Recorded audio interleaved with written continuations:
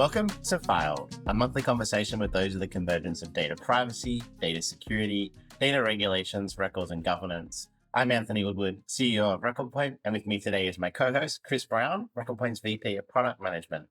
We're here again at the end of another year. Another season of Filed is being wrapped up. This is episode 15, season 2, and we've had a lot of fun. And just like last year, we're going to spend today talking through some of the highlights and see how some of the themes have been consistent throughout the year. And in this discussion, we'll take turn to point out some of the key clips and some of the key experiences both Kris and I had as we go through the year. How are you going, Kris? I'm excellent, Anthony. It's been a big year. I can't believe we're all the way at the end of the year again, but really looking forward to rolling through this season. Yeah, and it's been a real year of solidification of change on so many fronts. You know, this year has seen, I think I was looking at the data, and I know I'm weird like this, there were 62 global elections this year. It's actually a high point in the history of the world of a single year with global elections. And we're seeing, further even unexpected elections in France and other places. So it's really been a year of solidification of change. And I think we're all experiencing that. As we start to look at the key topics for us, some massive headlines that have really encapsulate that change. And if we go all the way back to very early in the year, in that kind of January timeframe, we have to look at that first big announcement. And for me, that was really the Medibank hack we saw here in Australia. We saw the Office of the Australian Information Commissioner noted around 9 million Australians' data was exposed in that process. It was one of those bizarre things where the company didn't even have 9 million customers, but there was 9 million pieces of data out there. Mind-blowing. The commissioner, again, has been very clear about this. Medibank just had too much information. They actually didn't have 9.7 million customers. It's a much smaller set of active customers they actually had, but they had 9.7 million Australians pieces of data. So I think, number one, there's a concern and risk. Yeah, correct. And I think Carly made it very, very clear in the ABC interview, and I've read and looked at many of the other pieces of press that she's done, and even just things that the IOIC has put out. They're really looking for that egregious, persistent violation of people's privacy. Yeah, that's right. The whole situation was a reminder that the company just literally held on to too much information. Certainly, we've seen that many do. Yeah, it's a real vivid example of what can happen, that's played in that clip when you're just not focusing on removing data. It's such a basic thing for an organization to do, but clearly when you forget about it, it has a big impact and you have an obligation to do it. And I think that obligation really ties in very nicely to the next clip and one of my next highlights, where that focus is really needed. And in fact, we need legislative ways to approach that focus of thinking about data governance and having those removal processes. Yeah, throughout the year here in Australia, we were all waiting for the government to introduce legislation to amend the Privacy Act. A reminder, about 2 years ago, Attorney General Mark Dreyfus put forward in a report that the law should be reformed, and they came forward with over 100 recommendations. Now, we know that the government agreed to these, in some of them in principle, some of them obviously directly, and then the first tranche of changes were announced in September of this year. And as we record today, the bill just passed both houses of Parliament. Before we jump into a clip from that episode, I want to hear from another episode with Civic Data Director Chris Briggsworth, where he discusses how people should be preparing for that reform. So I think there's just understanding at the moment what technology you're using, why you're using it, why you're sending data there, and are you being very clear about disclosing it? And also, if you're keeping a copy of that yourself, as you rightly know, why? Why are you collecting this? Why are you storing it? How are you going to use it? Is there a real benefit to it? And don't get me wrong, one thing I do always say to my clients and prospects is, if you're going to send all of this data to a company you've never heard of from 15 years ago, but some bad actor has actually bought that domain name and now they've reverse engineered it and collecting that data, if you're sending all of that information, why not keep a copy yourself? Because if you keep a copy of that yourself and you have consent to use it, you've been disclosing exactly how you're going to use it. You can do so much of that from a machine learning perspective, modeling perspective, product design perspective. So if you start to understand what you're giving away that creates a risk, you can also start to understand how you can build value if you think privacy first, privacy by design, protecting that data, what it's used for. So that's what I'd say is understand what you've got, where the risks are, how that applies to your existing privacy principles based on future, but also what is the opportunity?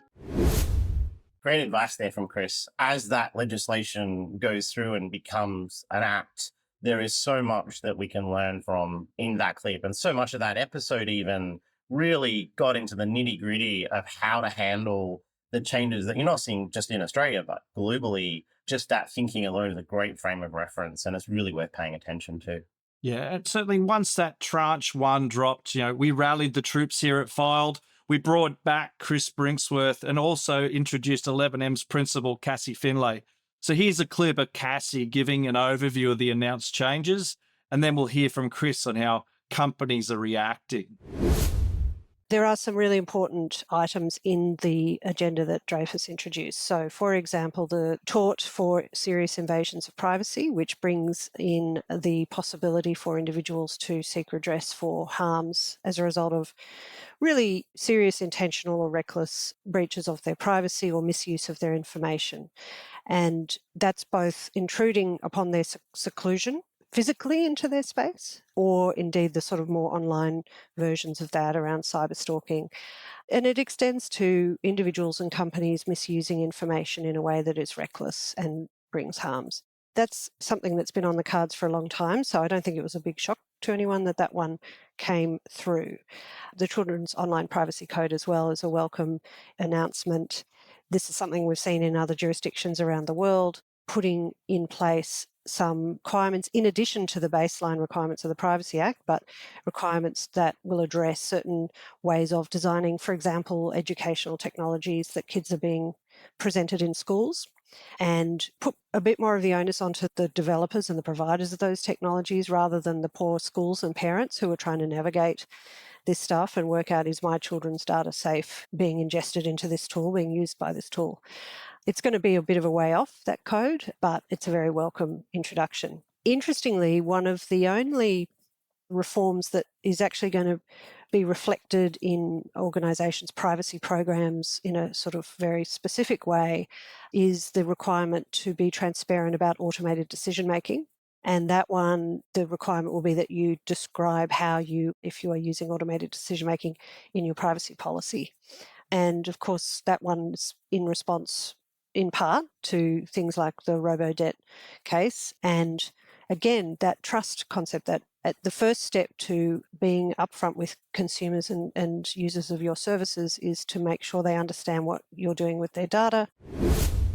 This combination of automated decision-making, tort, infringements has actually, from what I'm seeing, put a lot of people on edge going, right, we do need to get on top of this. And I think just that alone will help to clean up a bunch of stuff that's been happening that will prepare people for the other stuff anyway. So we're a few months out from this episode now and the announcement itself, but I think that summary and the reaction's still very valid. What have you been seeing out there, Anthony? Yeah, look, for those that have been paying attention, not only have we seen the legislation roll through both houses of parliament, we've now seen people talking about tranche 2. We don't know where that is. There's an election coming here in Australia next year. I'm not sure why Australia wasn't part of those 62 elections I already talked about at the beginning of this episode, but we're certainly going to see. Do you have a sense of it? What's likely, Kris? What are your predictions? Yeah, look, I was actually just this week at the International Association of Privacy Professionals conference in Melbourne. The Privacy Commissioner, Carly Kine, was on stage for a keynote. And certainly at this stage, it's unknown. I think, as you say, there's an election coming.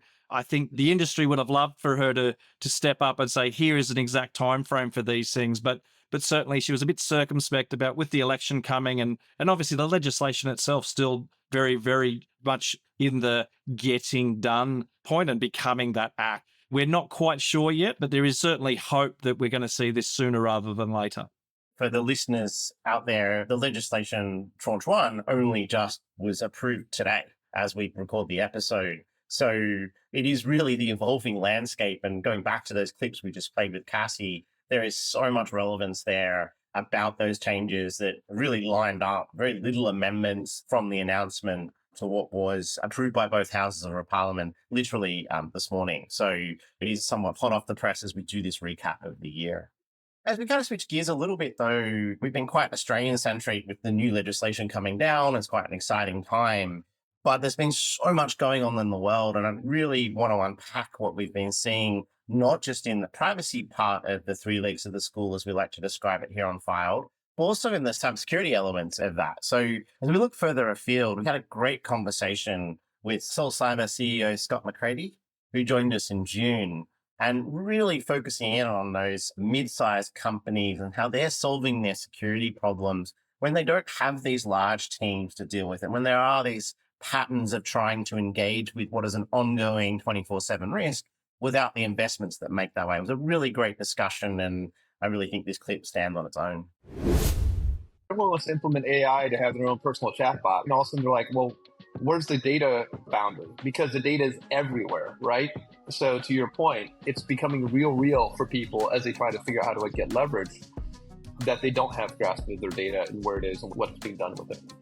Where we sort of view this is we've left the perimeter sort of behind and we went to identity. We'll talk about privacy here in a second. So when we built Soul Cyber, we said we're going to build all of our detections around identity going out versus perimeter coming in. So the reason for that is starting to go to where you are, which is how do we get better grasp of where the problem really sits? And the problem, generally speaking, is with the human, then the tech, then the perimeter, right? Yeah, it's fascinating. And Scott was talking in June. Think of the amount of evolution that's gone on since then. When we're speaking of cybersecurity, it's evolution. We're looking at the other guests that we had this year as well. We had Reveal Data Security CEO Randy Lindbergh. He joined us way back in April and talked about, among other things, how cybersecurity arms race has accelerated. And, thanks to, I think, the topic du jour, AI. As far as externalities go, when you ask the question, my mind jumps to artificial intelligence because it's being used on both sides, right? The bad guys and the good guys. And now the arms race has kind of escalated and sped up in certain cases because, externalities, one thing that jumps to mind is phishing, just kind of your standard email phishing attack, right? That risk has changed significantly. So if you did a risk assessment a year ago or 2 years ago, even a year ago, actually, 6-12 months ago, it needs to be updated because phishing attacks are better. You can dig into the statistics, but when you look at phishing attacks, it used to be that vast majority of them were written by somebody who was English as a second language. It looked like it was just poorly written.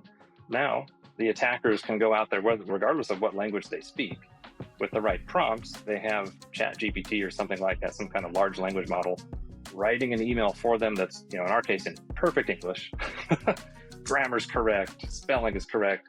It looks like a legitimate email. And so one of the means that users had of just noticing, just detecting phishing attacks is kind of gone now when you have artificial intelligence available to the attackers as well. Mm-hmm. So that kind of externality, those things are coming in. On the security side, of course, we have artificial intelligence now to defend against that. So again, that arms race. There's so much conversation going on about AI and how the linkage to cybersecurity and the approaches up to needing to be holistic about how you think about things, what a company focus on, because you can't have AI, which is really the absolute meat that make things work for organizations is what we're seeing as a thing, but you need to do that building on strong foundations. And that was a really clear message from Clayton Utz cyber principal Brenton Steenkamp, who joined us in August, had an amazing set of capabilities that they have and how they're approaching the market to think about these things. Well, let the clip speak for itself. I'm not saying that we have to talk cyber at every meeting, but the point being is that if organizations aren't appreciating this on a more frequent scale, in not only at a governance level, but at an operational level, at a enacting level, then we are not going to move into a position of true resilience, of truly understand what our risks are.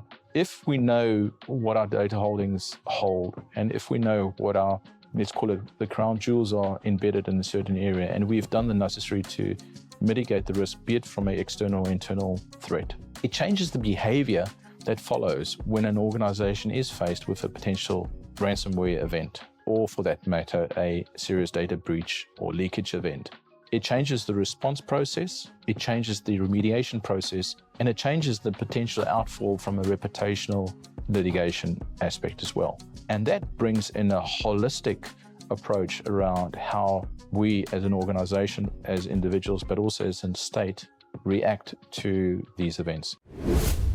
Yeah, I was lucky enough to catch up with Brenton at the same conference that we were talking about a moment ago, and still hearing more and more of these same stories and the importance of embedding these niche issues into the entirety of the organization. Another guest, up-level founder Rashi Gupta-Eri, we discussed with her the need for a holistic approach, though in this case she focused on the need to get privacy away from the lawyers. So let's listen in.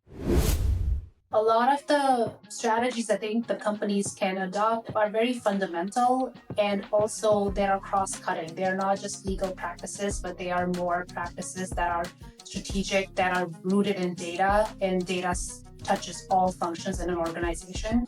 So a big one is data minimization. So that's becoming a big theme here in terms of this whole premise of only collect the data that you want or you absolutely need. I think gone are the days when you can collect anything and everything and say, okay, we're going to keep it and we may use it at one point or the other and nobody's going to question it. So that doesn't exist anymore. Data minimization is a big thing, and that applies to various components of an organization, whether you're in product, whether you're in IT, whether you are in marketing, whether you are in sales, or obviously legal looks at it from a perspective of regulations, right? So that's a big thing. And that comes alongside with looking at a lot of the guidance that some of the regulators are putting out. They are not necessarily regulation or a letter of law, but they are more like guidance and practices that signal some of the things that they are looking at, and it gives you a soft sort of nudge in terms of what businesses should be doing or should not be doing, or where they may be focusing their attention on in future. Third thing is really understand where your business is in the present time. So doing it more in the form of gap assessments, like what are some of the current issues in terms of compliance that your company may be facing right now. If there is gaps, then really understand that. And that gives way to an assessment for risk tolerance. So let's say you have numerous gaps, but then some are probably easy to close and some are longer, on a longer horizon. So having an understanding of how much risk a company is willing to take and how much sort of is at stake or not at stake is very important. And then we had a third guest, Vitero VP of Product Management, Eric Avigdor. He had the same feedback. He said that all of these disparate teams were dealing with the issues in their own patch. Security for the security team or SOC compliance for the lawyers. Let's hear him. Let's hear it in his own words, how he explains what's going on. One of the biggest trends I've seen in maybe the past 12 months is that if in the past, security was a security team's issue, that was with the CISO, with the security team, with the SOC, they deal with it, done. Compliance and privacy was a thing for the compliance team. Using the words of a good friend who is a CISO, the compliance team is they're mainly lawyers. They know what we can do and we can't do, they just don't know how to do it. What's happening in the past 12 months is that compliance teams are starting to realize that the problem set is so big that they cannot resolve it on their own. And that problem is starting to now overlap with IT problems, which is why your chief data officers, your compliance officers are now going to IT saying, I have these set of problems, how can you help me? So we're starting to see a situation where first IT is now piled with a new set of problems, but that problem could potentially overlap with some similar problems that exist within their space, their cybersecurity space. So we talked earlier about the intersection of malware and ransomware on the front end, exfiltrating data. Then on the back end, hey, we have sensitive data. How do we protect it from being exfiltrated as well? So having that discussion between these two organizations is fascinating, and being able to facilitate it is convincing us that there's a new world that we need to adjust to, and that new world must include preventative elements. Otherwise, the task is just way too big. teams would need to double or triple in size to be able to tackle the new data protection problem.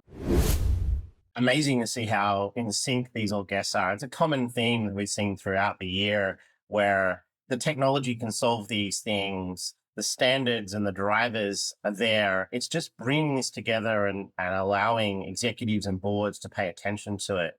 But so far, all of this has been pretty big picture. And as we start to draw to a close on how we've rounded the year out, I wanted to surface some of the best advice we've had from guests this year. And I know, Kris, you have some really interesting takes from what you've seen. But for me, when we spoke to Dataco co-founder Denny Tyrrell in September, he was really uncompromising when he said, just stop sending raw data everywhere. And that's such a theme for me for this year. There is so much raw data everywhere and people are really dealing with it. But let's play that clip.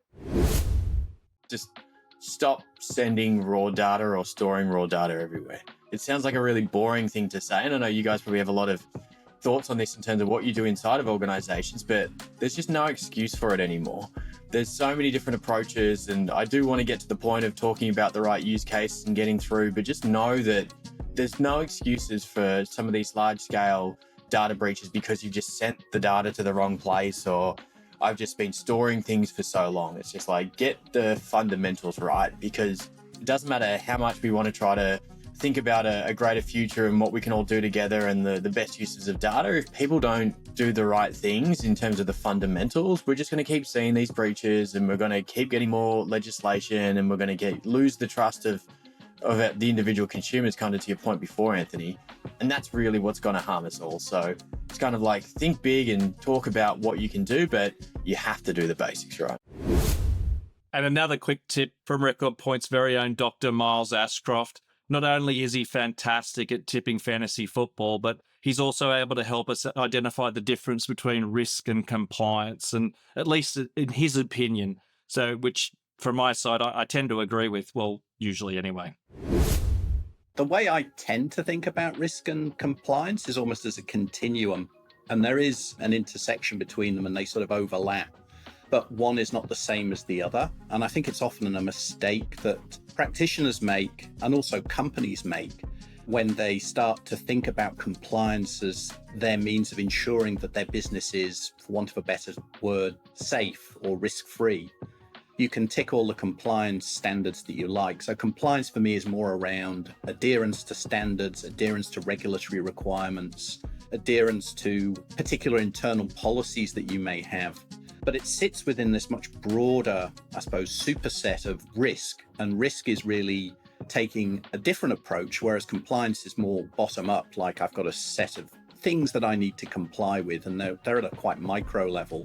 Risk is more at the macro level, where you're sort of looking at the business holistically and going, well, what are the threats to my business? What are the risks to my business in a broad sense? And then how do I address those?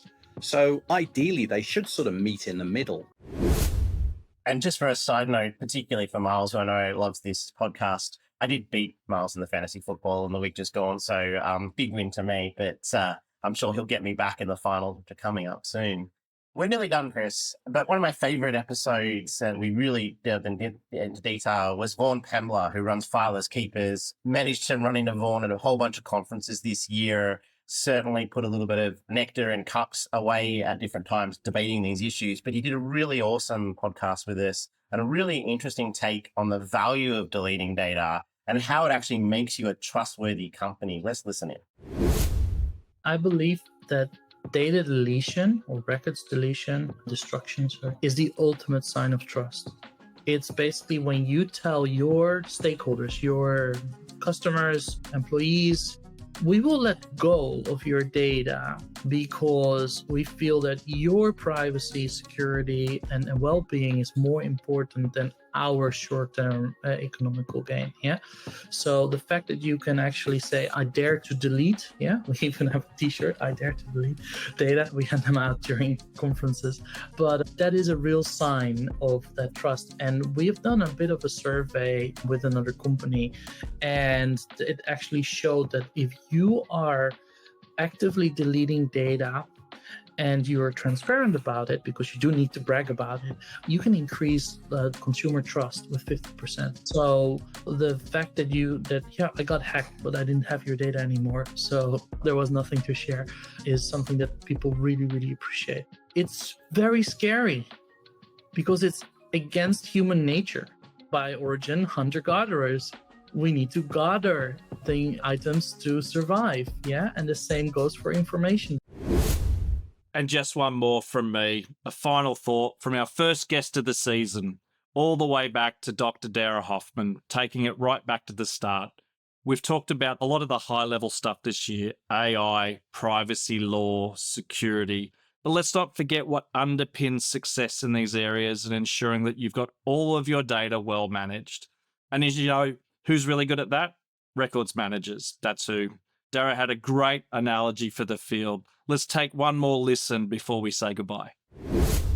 One of the fundamental challenges to my mind, because records are different from data governance, like kind of the functions, the things we're hitting are similar, but like that records understanding is missing. And I think until we have it, we're not going to be able to do the things we actually need and want to do in terms of protecting privacy and transparency in the way we've always expected them to be protected. And so how we make that jump, that shift, because we see all this like information governance, and these are all really important areas within the field, but they all are united by that sort of fundamental records understanding that we all have, in the profession.